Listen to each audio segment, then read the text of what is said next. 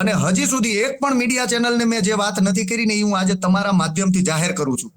ઉપરાંત સુરતમાં પણ મકાન છે. આ બધું બીજાના નામે લીધેલું છે મારી પાસે સાબિતી સહિત છે. પ્રતિકભાઈ, મેં હજી એક પણ મીડિયાના માધ્યમથી અમુક વાતો જે હું કહું છું એ મેં ક્યારેય નથી કીધી. આજે બીજી એક નવીન વાત તમને કહું.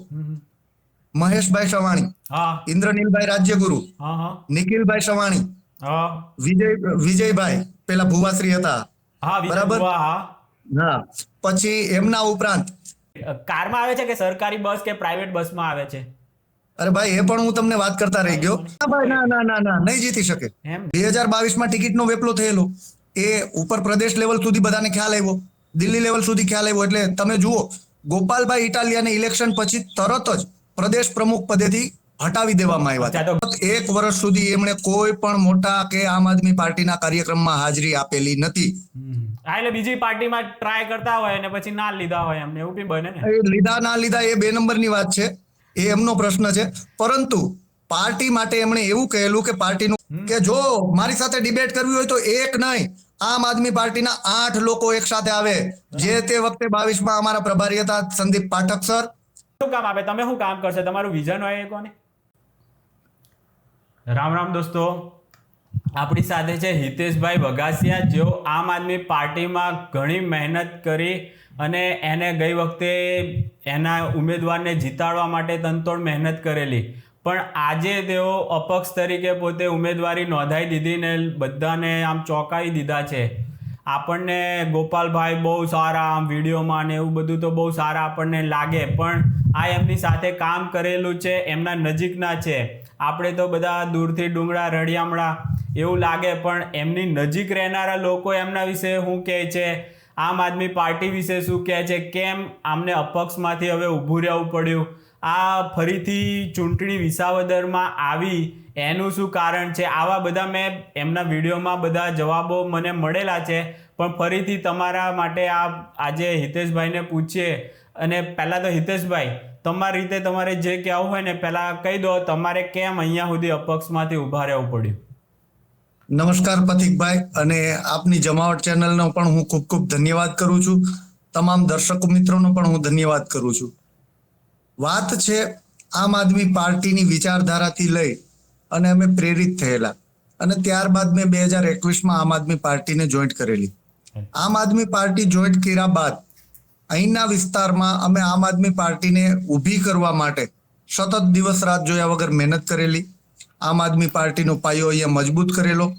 ત્યારે જે તે વખતે પાર્ટીમાં દિલ્હીથી ટીમો આવેલી, અને ત્યારે અમને એવું કહેવામાં આવેલું કે જે વ્યક્તિ સૌથી સ્વચ્છ છબી ધરાવતા હશે, જેમની ઉપર કોઈ જાતનો કંઈ દાગ ના હોય, આક્ષેપ ના હોય, એવા લોકો, શિક્ષિત લોકો, મહેનતુ લોકો, અને જે ગ્રાઉન્ડ ઉપર સર્વેમાં જેમનું નામ સૌથી વધારે આવતું હોય એવા માણસને 2022માં ટિકિટ આપવામાં આવશે. ત્યારબાદ અમે સતત ગ્રાઉન્ડ ઉપર મહેનત કરતા હતા. એક શિક્ષિત ઉમેદવાર તરીકે પણ હું લાયક હતો, સર્વેમાં પણ સારું એવું નામ આવતું હતું. છતાં પણ 2022માં અમુક આમ આદમી પાર્ટીના 2-5 લોકોએ પોતાના આર્થિક લાભ માટે ફક્ત વિસાવદર નહીં પરંતુ આખા ગુજરાતમાં ટિકિટનો વેપલો કર્યો અને ટિકિટો વેચી. એ એટલા માટે વેચી કે પોતાને થોડો ઘણો આર્થિક લાભ મળી શકે. નહીતર આજે હું ચેલેન્જ સાથે કહું કે જો આવી ઘટનાઓ 2022માં ન બની હોત તો 2022માં કમસે કમ આમ આદમી પાર્ટી 40 થી 45 સીટો ઉપર જીતતી હતી. અને હું આપના માધ્યમથી દર્શક મિત્રોને પણ કહેવા માંગુ છું કે આખા ગુજરાતમાં તમે નજર કરી જુઓ. ગુજરાતની આજુબાજુની જે તમારી આજુબાજુની વિધાનસભાઓ છે, ત્યાં તમામ વિધાનસભાઓમાં કોણ લોકો આમ આદમી પાર્ટી માટે મહેનત કરતા હતા, કોણ લોકો મજબૂત હતા, સક્ષમ હતા, અને કેવા લોકોને ટિકિટ આપવામાં આવી. હું અહીંયા જુનાગઢ જિલ્લાની અને આસપાસની વાત કરું તો જુનાગઢ જિલ્લામાં 5 વિધાનસભા આવે. એમાંથી 3 ભાજપમાંથી આવેલા લોકોને ટિકિટ આપવામાં આવી, 2 કોંગ્રેસમાંથી આયાત કરીને ટિકિટો આપવામાં આવી. તો છેલ્લી ઘડીએ અમુક આર્થિક લાભ ખાટવા માટે જે આ કંઈ ઘટનાઓ બની, અને આની જાણ અમે પ્રદેશ લેવલ પણ કરેલી, ત્યારે અમને એવું કહેવામાં આવેલું કે ના, એવું કંઈ છે નહીં, અને તમે જે ઉમેદવાર છે એમને જીતાડવા માટે મહેનત કરો. અને અમે કરી પણ, પરંતુ દિલમાં એક એવું હતું કે ભાઈ આવી ઘટનાઓ બની શા માટે. એટલે હું એમના મૂળ સુધી ગયો. અને એનું મૂળ તપાસ કરતા મને માહિતી મળી કે ખાલી વિસાવદરની વિધાનસભાની વાત નથી, પરંતુ આખા ગુજરાતમાં ટિકિટનો વેપલો કરવામાં આવ્યો છે. ત્યારબાદ પણ પાર્ટીની વિચારધારાની સાથે અમે જોડાયેલા હતા. અમે અહીંયાથી ભૂપતભાઈ ભાયાણીને જીતાવી પણ દીધા. ભૂપત ભાયાણી જીતી ગયા ત્યારબાદ ત્રીજા જ દિવસે એમણે ભાજપમાં જવાની વાત કરી, તો પાર્ટીએ અમને જવાબદારી આપી કે ભાઈ તમે એમને લાવો અને પાર્ટીમાં સન્માનજનક રીતે ટકી રહી અને 5 વર્ષ પૂરા કરે એવા પ્રયાસ કરો, અને અમે કર્યા. અને ભૂપતભાઈએ 1 વર્ષ પૂરું કર્યું. 1 વર્ષ બાદ ગોપાલભાઈ ઇટાલિયાના કહેવાથી અમુક જે કંઈ આમ આદમી પાર્ટીના કાર્યકર્તાઓ હતા એ ભૂપતભાઈ ભાયાણી પાસે ગયા, અને ભૂપતભાઈ ભાયાણીને ભાજપમાં જતા ડર લાગતો હતો કે હું જઈશ તો પાછળ આમ આદમી પાર્ટીના કાર્યકરો નહીં આવે, તો એમને એવો વિશ્વાસ અપાવ્યો કે તમે જાઓ, અમે તમારી સાથે આવશું.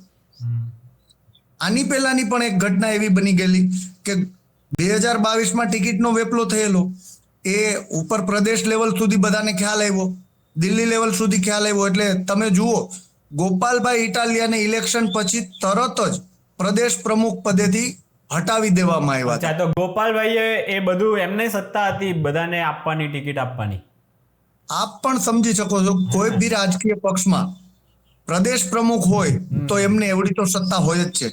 ભલે એમની સાથે એક બે લોકો બીજા પણ ડિસિઝનો લેતા હશે. ગોપાલભાઈ તો બહુ આમ સ્ટ્રીક માણસ, આમ બહારનાને થોડા એ કોઈને ટિકિટ આપે, ભાજપમાંથી આવેલાને થોડા એ ટિકિટ આપે. એ તો આમ ભાજપ વિરોધી વિચારધારા વાળા છે, અને પાર્ટીમાં જે કાર્યકર્તા જે મહેનત કરતા હોય એવા ને તો આમ વાતો તો એવી બધી ઊંચી કરતા હોય છે કે આપણે આવા યુવાનોને મોકો આપવો છે, શિક્ષિતોને મોકો આપવો છે, અને આમ તેમ બધું આમ ચીરફાડ વાળી વાતો હોય છે. તો ટિકિટ આપવામાં એમણે આવી ગોબાચારી, કોંગ્રેસમાંથી આવ્યા હોય એને ટિકિટ પકડાઈ દે, ભાજપમાંથી આવ્યા હોય એને ટિકિટ, તો નવી પાર્ટીમાં આમાં શું ફરક છે? ભાઈ હું આક્ષેપ નથી કરતો, તમે ગુજરાતના 182 ઉમેદવારોનું લિસ્ટ ચેક કરો ને. હા, એ તો જે જીત્યા છે આ ભાઈ વિસાવદરનું જ દેખાય છે. એમ તો ભૂપતભાઈ ભાજપમાંથી વિસાવદરની 5 સીટનું હું તમને કહું, વિસાવદરની જુનાગઢ જિલ્લાની 5 સીટ, વિસાવદર તાલુકો, વિસાવદર વિધાનસભા સીટમાં ભૂપતભાઈ ભાજપમાંથી આવેલા, જુનાગઢ મહાનગર ચેતનભાઈ ગજેરા ભાજપમાંથી આવેલા, કેશોદ વિધાનસભા રામજીભાઈ ચુડાસમા ભાજપમાંથી આવેલા, માણાવદર વિધાનસભા કરશનબાપુ ભાદરકા મૂળ કોંગ્રેસ, માળિયા માંગરોળ વિધાનસભા પિયુષભાઈ પરમાર મૂળ કોંગ્રેસ. તો આખા જિલ્લામાં એક પણ જગ્યાએ એવો ઉમેદવાર નથી. તો હું તો જિલ્લાની પૂરતી વાત નથી કરતો ભાઈ, તમે ગુજરાતનું લિસ્ટ ચેક કરો. અમારી બાજુની અહીંની ધારી વિધાનસભા છે. આપણે આની પર જ ફોકસ રાખે. તમે જુનાગઢના તમને ખબર છે એટલા જ ગણાઈ દીધા. આ તો લોકો આપણે ચેક ક્યાં કરવા જવાના, પણ તમારા જુનાગઢ જિલ્લાનું જ તમે ચેક તો કરાવી જ દીધું ને. એની ઉપરથી જ ખબર પડે કે બધા બહારથી આવેલા ને આ લોકો ટિકિટો જે પૈસાથી આપી હોય કે જે રીતે આપી, પણ એ તો ખોટું જ કહેવાય ને. કાર્યકર્તાઓ મહેનત કરે અને પછી બહાર એ લોકોને બસ ખુરશીના ગાભા મારવા જ રાખ્યા હોય એ રીતે ટ્રીટ કર્યા ને. તો ભાઈ હું તમને વચમાં એક વસ્તુમાં રોકીશ કે ભાઈ હાથીના દાંત છે બતાવવાના બીજા છે અને ચાવવાના પણ બીજા છે. જોરથી બોલો, ખોટું બોલો અને વારંવાર બોલો, આ ગોપાલ ઇટાલિયાની નીતિ છે. જ્યારે પણ એ પ્રદેશ પ્રમુખ હતા અને એમને પ્રદેશ પ્રમુખ પદેથી હટાવવામાં આવ્યા, ત્યારે હું સાબિતી સાથે કહું કે એમણે એમના અંગત કાર્યકર્તાઓ જેટલા લાગતા હતા એટલાને ફોન કરીને પણ એવું કીધું કે અત્યારે ઘરે રહો, સુરક્ષિત રહો, પાર્ટી માટે કામ ન કરો, જ્યારે હું આદેશ આપીશ આપણે એક્ટિવ થવાનો ટાઈમ હશે ત્યારે એક્ટિવ થાશું. તમે ચેક કરી લેજો, હું આક્ષેપ નથી કરતો. ગોપાલ ઇટાલિયાનું ફેસબુક ચેક કરી લેવાનું. એમને 2022માં પ્રદેશ પ્રમુખ પદેથી હટાવ્યા બાદ સતત 1 વર્ષ સુધી એમણે કોઈ પણ મોટા કે આમ આદમી પાર્ટીના કાર્યક્રમમાં હાજરી આપેલી નથી. એટલે બીજી પાર્ટીમાં ટ્રાય કરતા હોય અને પછી ના લીધા હોય, એમને એવું બી બને ને. લીધા ના લીધા એ 2 નંબરની વાત છે, એ એમનો પ્રશ્ન છે. પરંતુ પાર્ટી માટે એમણે એવું કહેલું કે પાર્ટીનું કામ નથી કરવાનું, ઘરે રહો ને સુરક્ષિત રહો. ત્યારબાદ જે આપણી અધૂરી વાત હતી એ મુદ્દા ઉપર હું આવું કે ભૂપતભાઈ ભાયાણી ની પાસે એમણે કાર્યકર્તાઓને મોકલીને ભૂપતભાઈ ભાયાણીને હિંમત અપાવી. શા માટે? કે વિસાવદર વિધાનસભાની સીટ ખાલી થાય તો ગોપાલ ઇટાલિયાને અહીંયા લડવાની અંદર ખાને એક ઈચ્છા જાગી હતી. એટલે આ સીટમાં ભૂપતભાઈ ભાયાણીને ધક્કો મરાવીને આ સીટ ખાલી કરી છે. એટલે સૌથી મોટી ગદ્દારી તો ગોપાલભાઈ ઇટાલિયાએ વિસાવદરની જનતા સાથે કરી છે.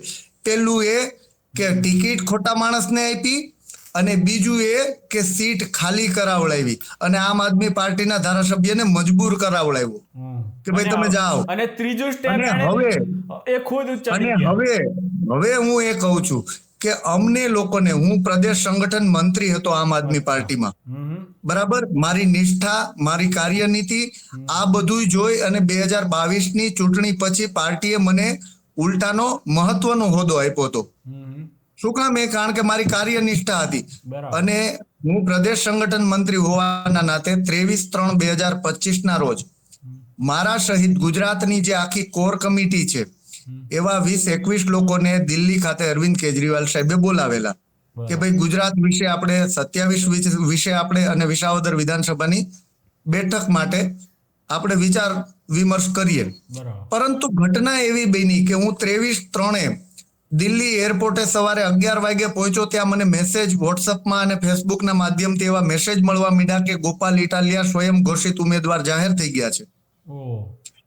અને પછી મેં ત્યાં પણ જાણ્યું તો મને માહિતી મળી કે ગોપાલ ઇટાલિયા અને મનોજ સોરઠિયા 2 દિવસ અગાઉ દિલ્હી ખાતે પહોંચી ગયા હતા અને અરવિંદ કેજરીવાલ સાહેબને કેન રીતે કન્વિન્સ કરાવી અને જે કઈ ઘટના બની હોય પણ સ્વઘોષિત ઉમેદવાર છે. કારણ કે એટલા માટે હું કહી શકું કે ઈશુદાનભાઈ ગઢવી પણ ત્યારે દિલ્હી નહોતા જ્યારે એમનું નામ જાહેર થયું. એ પણ ઓન વે હતા, એ પણ દિલ્હી પહોંચવામાં હતા.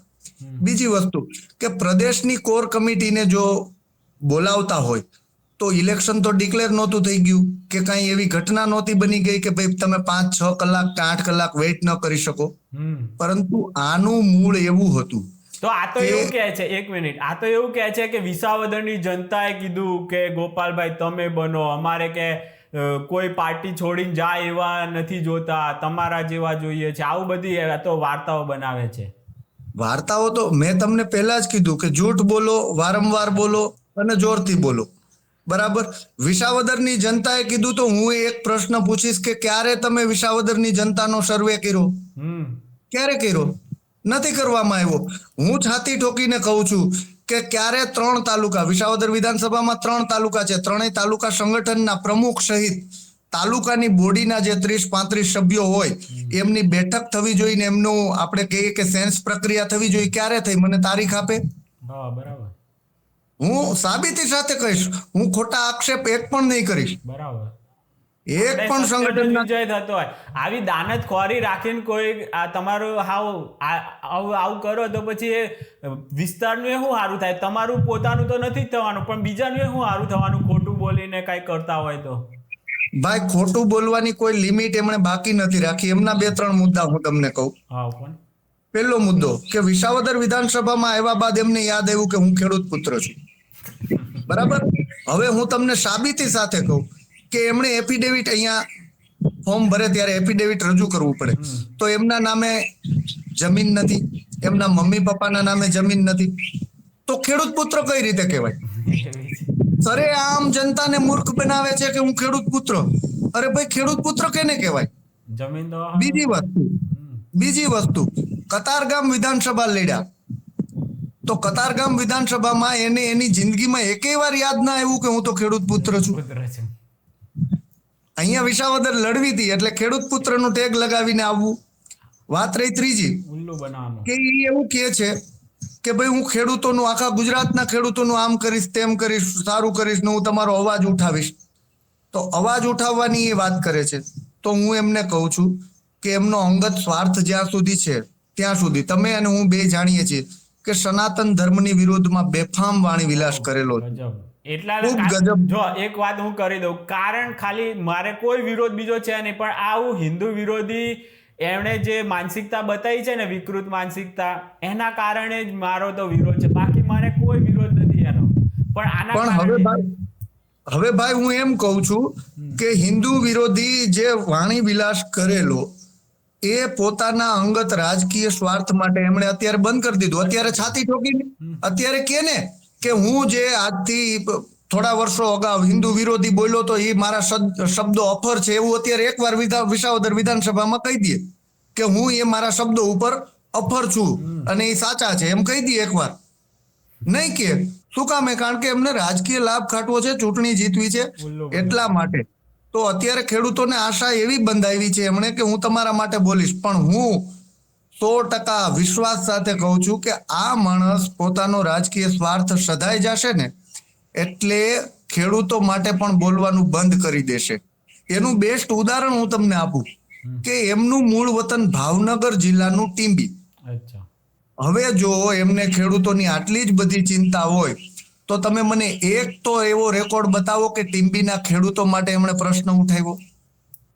ટીંબીના ખેડૂતોના ભાવ ન મળવા, ટેકાના ભાવ ન મળવા કે અતિવૃષ્ટિનું કે ખેડૂતોને બીજી અનેક પારાવાર મુશ્કેલીઓ છે તો એમના માટે તો એ ટીંબી ક્યારેય ગયા નથી, સિંગલ આવેદન પત્ર નથી આપ્યું મારા ભાઈ.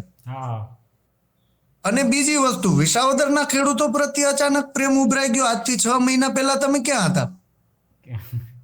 આજથી 6 મહિના પહેલા ભૂપતભાઈ ભાયાણીએ રાજીનામું આપ્યું, એને 1.5 વર્ષ થયો. તો 1.5 વર્ષ થયું તો ત્યારથી તમારે આવી જવું તું ને ભાઈ, અથવા તો એની પહેલા આવી જવું તું ને. એક મિનિટ સવાલ કરવા છે, એક મિનિટ સવાલ કરવા છે. આ 6 મહિના પહેલા આવ્યા જ નથી ક્યારે વિસાવદર? હમણાં જ આવવાનું શરૂ કર્યું? ના, પેલા આવતા હોય. માની લ્યો કે રાજકીય પક્ષના પેલા કારમાંથી આવે છે કે એક મિનિટ કારમાં આવે છે કે સરકારી બસ કે પ્રાઇવેટ બસમાં આવે છે?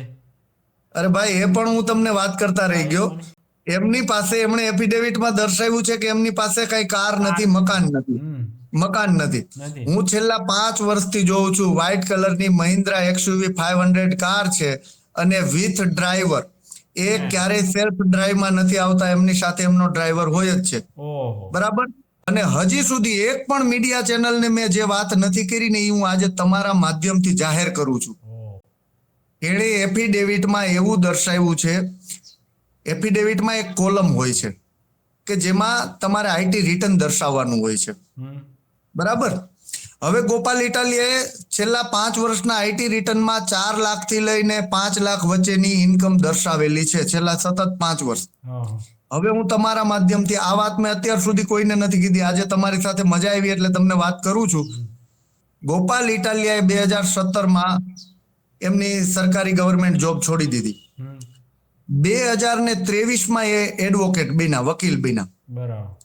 ત્યાં સુધી એ પાર્ટીમાં હતા. બીજો કઈ આવકનો, ઇન્કમનો કોઈ સ્ત્રોત નથી, કોઈ ધંધો નથી કરતા. બરાબર. તો હવે હું તો ઇન્કમ ટેક્સ વાળાને પૂછું છું કે ભાઈ જે માણસ બેરોજગાર છે એ દર વર્ષે 4.5-5 લાખની ઇન્કમ ટેક્સ ભરે કઈ રીતે નહીં? એ આવક આવે છે ક્યાંથી?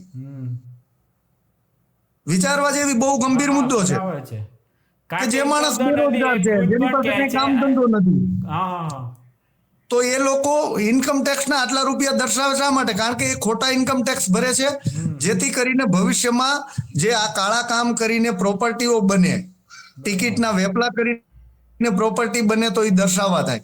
બીજી વસ્તુ, એમણે 4 વ્હીલ છે એમની પાસે, એ પછી બીજી ઉપરાંત સુરતમાં પણ મકાન છે. આ બધું બીજાના નામે લીધેલું છે. મારી પાસે સાબિતી સહિત છે. અને ત્યાં લોકોના ડરથી તો રહેવા નથી જતા, કારણ કે તો લોકોને ખ્યાલ આવી જાય કે આની પાસે તો 1 કરોડનો ફ્લેટ છે ભાઈ. સમજાય છે? હા, ને એટલે એને એમ લાગે કે આમાં હારી કમાણી છે.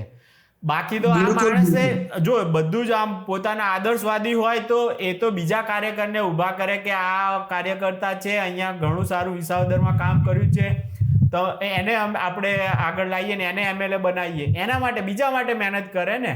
જે પાર્ટીનો મુખ્ય કોને કહેવાય, નેતા કોને કહેવાય કે બીજાને આગળ લાવે, જેણે મહેનત કરી છે એવાને આગળ. એને તો પોતાને પછી આખી પાર્ટી એકદમ બની જાય, આમ 50-100 વિરોધ પક્ષનો નેતા બની શકે એવી પાર્ટી બનાવે, 50 આમ જીતી શકે એવા તો પહેલા બનાવવા પડે ને.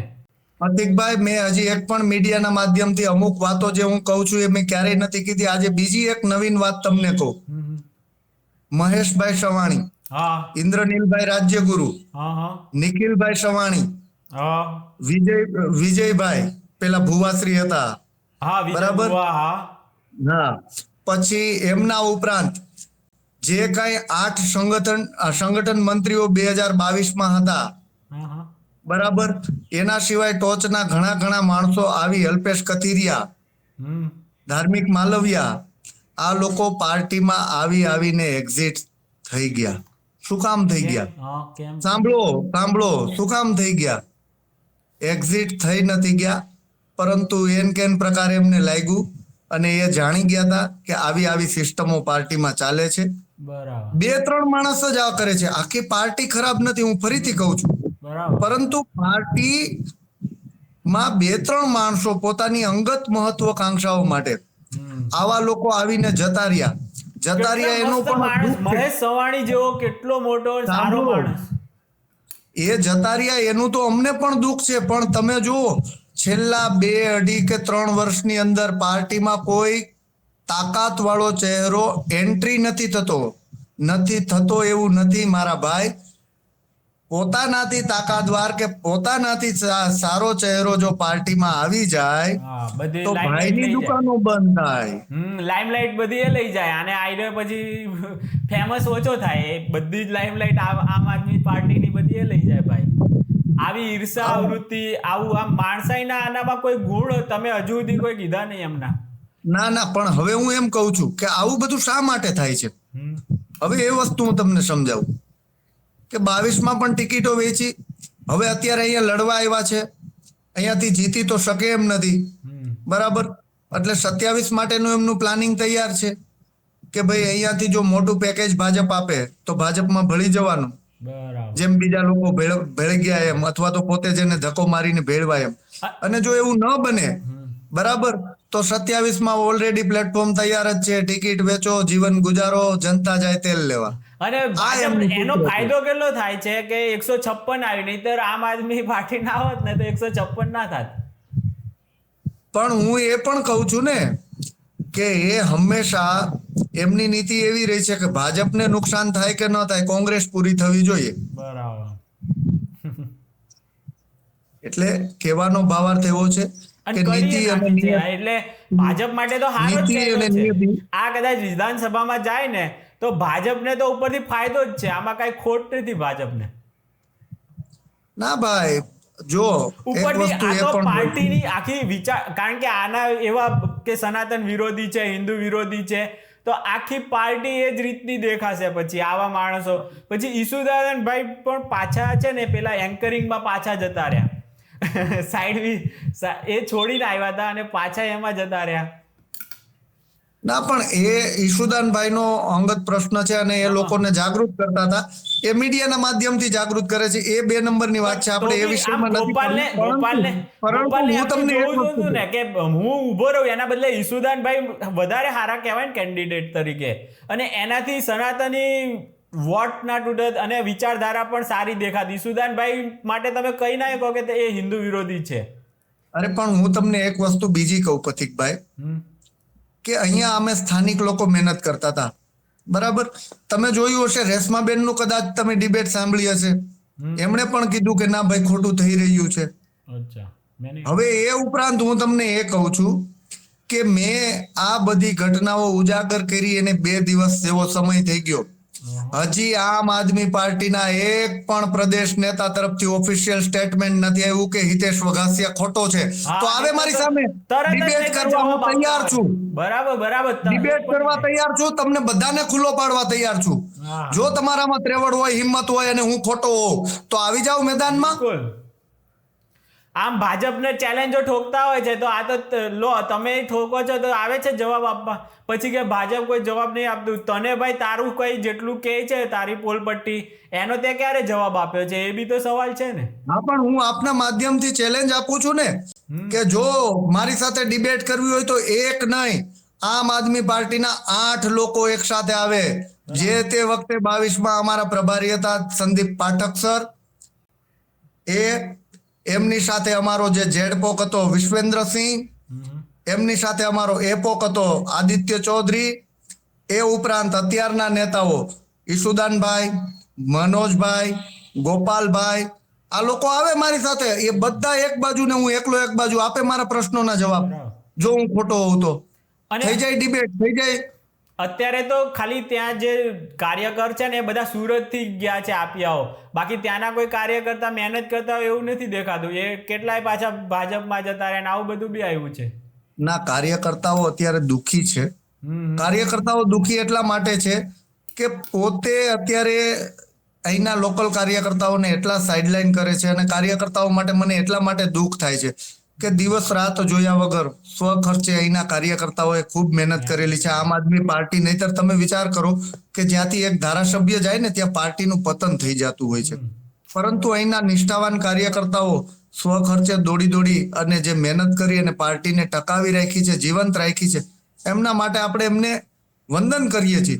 પરંતુ અત્યારે એ કાર્યકર્તાઓ માટે જ મને દુઃખ થાય છે કે એ કાર્યકર્તાઓને અત્યારે એટલા સાઇડલાઇન કરવામાં આવે છે કે એમના ગામમાં, ખુદના ગામમાં સભા હોય તો પણ એમને ખબર ના હોય. એના ગામમાંથી ક્યાંક આમ આદમી પાર્ટીનો કાર્યક્રમ હોય અને મીટિંગમાં બસ ભરીને લઈ જવાની હોય તો ગામના મેઇન કાર્યકર્તાને ખબર ના હોય, અને નીચેથી બીજા લોકો જે અત્યારે નીકળી પડ્યા છે એવા લોકો જઈને ઇન્વિટેશન આપી દે. ગામનો મેઇન કાર્યકર્તા જે 5 વર્ષથી પાર્ટીથી જોડાયેલો હોય, જે પાર્ટીને ટકાવી રાખી હોય, એવા કાર્યકર્તાની અત્યારે પાર્ટીઓમાં ખૂબ અવગણના થાય છે. અને આનાથી થાકીને ત્રસ્ત થઈને અમારા નિર્મલભાઈ ચાવડા એ પણ ભાજપમાં જોડાઈ ગયા, અને ઘણા સાથી મિત્રો અત્યારે થાકી કંટાળીને ઘરે બેઠા છે. મને રોજ ફોન પણ કરે છે કે ભાઈ આવી સિસ્ટમ છે. એટલે હવે 3 દિવસ ત્યાં તો હું કહું છું કે ભાઈ એ પાપનો ભાગીદાર હવે હું નથી. કારણ કે એક વખત ભૂપતભાઈ ભાયાણીને ચૂંટાવી અને જે લોકો દુઃખી થયા છે, એના કરતા પણ હું તો એમ કહીશ કે લોકો ગોપાલ ઇટાલિયાની ચૂંટણી લડવાની ઈચ્છાના હિસાબે દુઃખી થયા છે. એમણે ધક્કો મરી અને આ બધું કર્યું છે. પોતાની ચૂંટણી લડવા માટેનો આ એક બધો પ્રી પ્લાન હતો. આ તમારી વેદના ને એ બધી ડાયરીમાં નોંધે છે બધાની વેદના, તો તમારી પણ વેદના લખી છે કે નહીં ગોપાલભાઈએ? હું તમને એમ કહું, 1 મિનિટ, હું તમને એમ કહું કે હું અહીંનો સ્થાનિક માણસ છું. મારું મૂળ વતન વિસાવદર તાલુકાનું પ્રેમપરા.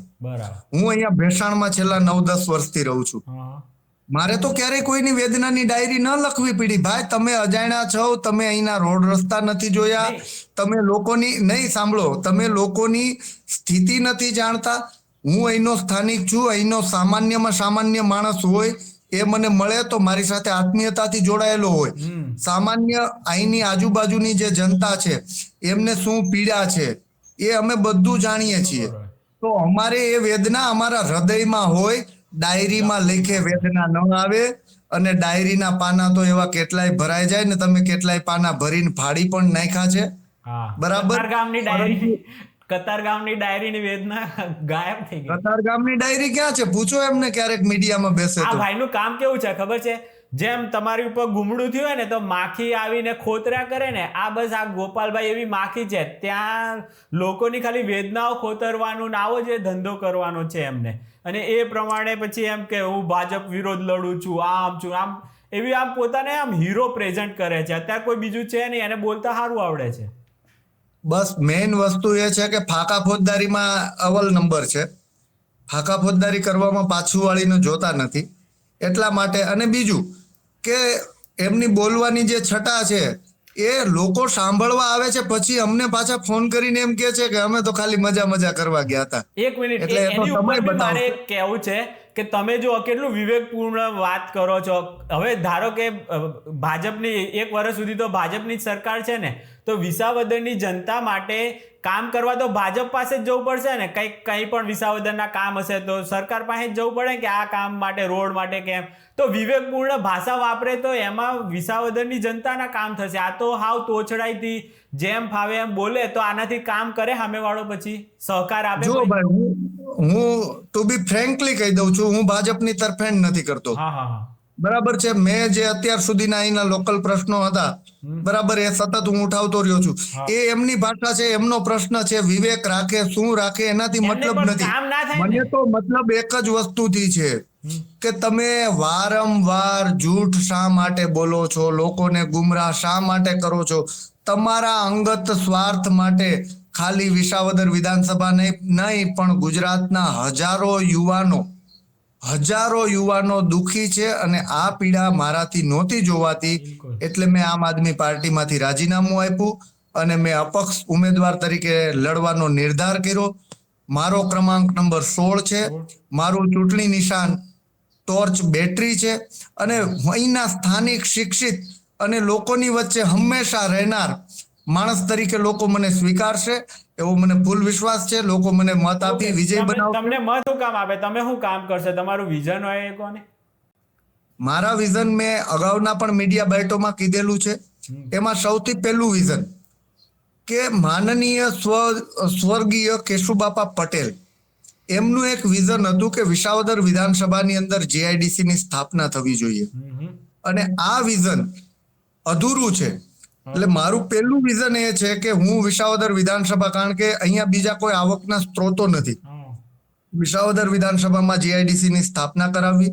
બીજી વસ્તુ કે ખેડૂત અને ખેતીને લગતો બાગાયત વિસ્તાર છે તો 3 તાલુકામાં કોલ્ડ સ્ટોરેજની સ્થાપના કરાવી જેથી કરીને ખેડૂતોના જે જણસી છે, પાક છે, એમનું સ્ટોરેજ થઈ શકે.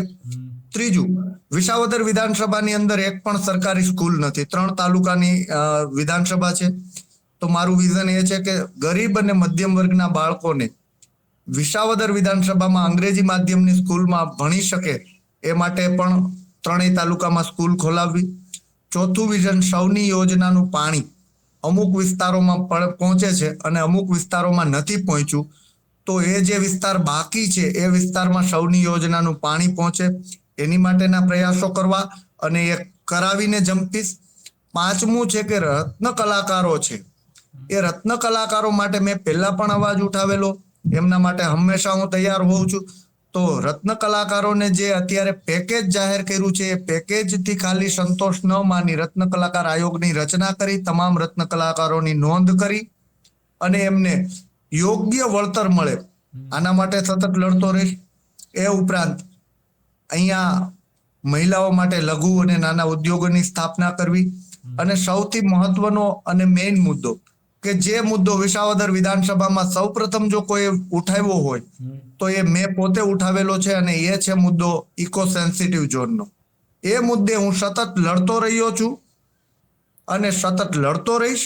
જ્યાં સુધી ઇકો ઝોન નાબૂદ ન થાય ત્યાં સુધી અમે ઇકો સેન્સિટિવ ઝોન હટાવવા માટે લડતા રહીશું અને આ લડતમાં લોકો પણ અમારી સાથે છે. તો એ મુદ્દો તમારા મુદ્દા છે, રત્ન કલાકાર છે, ઇકોસિસ્ટમ, એ બી આ બધા તમારા જ ગોપાલે લઈ લીધા ને મુદ્દા? મતલબ લઈ લેવામાં તો એવું છે કે મુદ્દા તો એમને અહીંયા આવવું હતું તો કંઈક જોઈએ ને.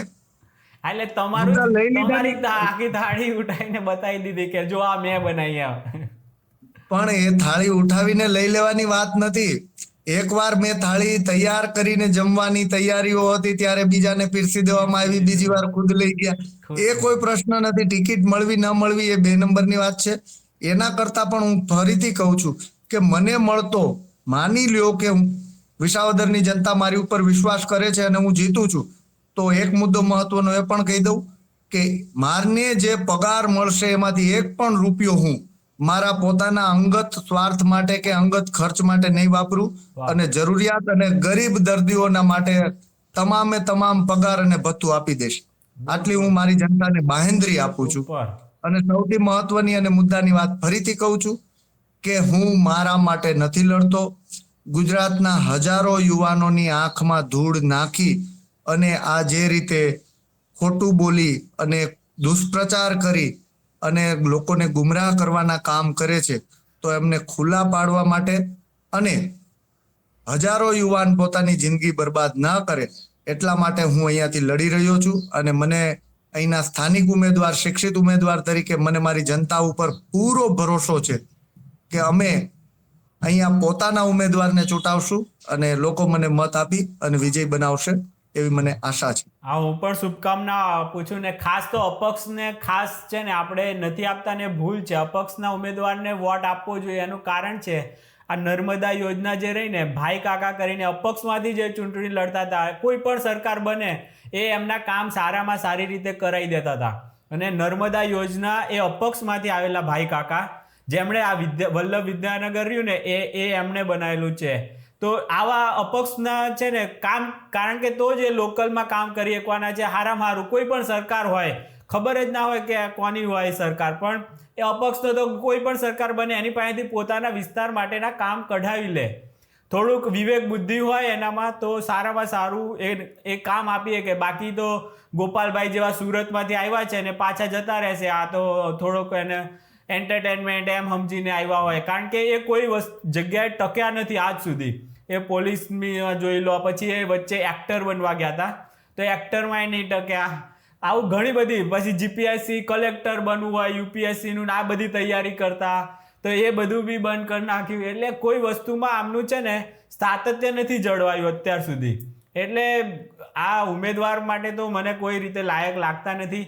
તમારા જેવા વ્યક્તિ પાસે જો સારામાં સારું આટલું વિઝન છે, જે ઇકો સેન્સિટિવ ઝોન સૌથી મોટો મુદ્દો એ તમારા વિઝનમાં છે, પછી રત્ન કલાકારો માટે છે, મહિલાઓ માટે છે, તો આ તો એક સ્થાનિક હોય ને તો જ થઈએ કે બાકી તો આ હું પછી જીતશે, કદાચ જીતી બી જાય તો અપડાઉન કરે ને ના ભાઈ, ના ના ના ના, નહીં જીતી શકે એમ ને. સારું જ, પણ આ તો કદાચ એમ લોકોને બતાવવા માટે પણ આણે એનું ઘર છે ને વિસાવદર ના કર્યું. આની ઉપરથી જ આની દાનત આપણે સમજીએ કે એને ખબર છે કે એ નથી જીતવાનો. નહીતર તો કોઈ વ્યક્તિને આમ કોન્ફિડન્સ હોય તો ના વિસાવદરમાં ઘર રાખીને ત્યાં બૈરી છોકરાને લાવીને રાખવા માંડે અને ત્યાં જ મારું ઘર છે એમ ના બતાવે. પણ કેટલું ખોટું બતાવવું? ખોટું બતાવવાની કઈક લિમિટ હોય ને ભાઈ. એવી છે. અને આવક સુરતમાં હોય બધી કાળા બજારીની, તો ત્યાં આવી જાય તો પછી એ ટિકિટો વેચવાની ગમે કેટલોય હશે એનો ધંધો અહીંયા, એ તમને લોકોને કીધો ના હોય. હજી તો 50% છે. હું કહું છું ને, એક્સયુવી માં ફરી કઈ એમણે ડ્રાઈવર હાથે. હા, કાંઈ નહીં, તમે ટાઈમ આપ્યો અને ખાસ એના માટે હું આભાર માનું છું. તમને શુભકામનાઓ આપું છું. સારામાં સારા લીડથી તમે પણ જીતો. બરાબર હિતેશભાઈ, બીજું કઈ હવે તમારે કહેવું હોય તો કહી દો, તમારો હજુ ટાઈમ હોય. ખૂબ ખૂબ આભાર આપનો અને આપના દર્શકોનો. ફરીથી વિનંતી કરું છું કે અપક્ષ ઉમેદવાર તરીકે લડું છું. 16 નંબરનો ક્રમાંક છે અને નિશાન છે બેટરી ટોર્ચ. આની ઉપર મત આપી વિજય બનાવો. બસ આવા વિશ્વાસ સાથે સૌ દર્શકોનો ખૂબ ખૂબ આભાર. રામ રામ. અને આપનો પણ ખૂબ ખૂબ આભાર ભાઈ. હા હિતેશ.